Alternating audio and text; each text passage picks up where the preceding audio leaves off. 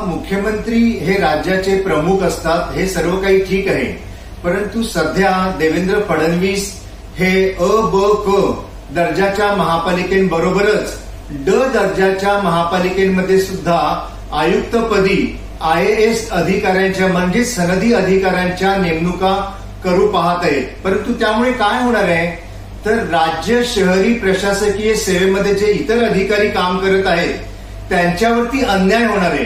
कारण त्यांना या ड दर्जाच्या ज्या काही महापालिका आहेत त्यांच्यामधून संधी या अगोदर मिळत होती ती बंद होणार आहे.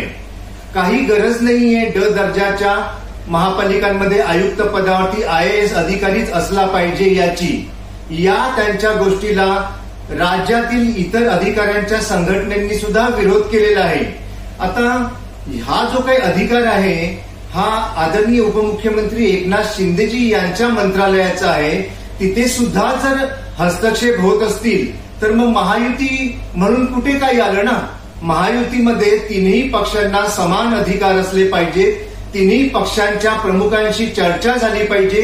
तिथे कोणताही अंमल हा थोपला गेला नाही पाहिजे. कारण हे जे काही सरकार आहे हे महायुती म्हणून 3 पक्षांद्वारे चालविलं जात आहे. भाजपा, शिवसेना आणि राष्ट्रवादी काँग्रेस, अजित पवार या तिघांमार्फत.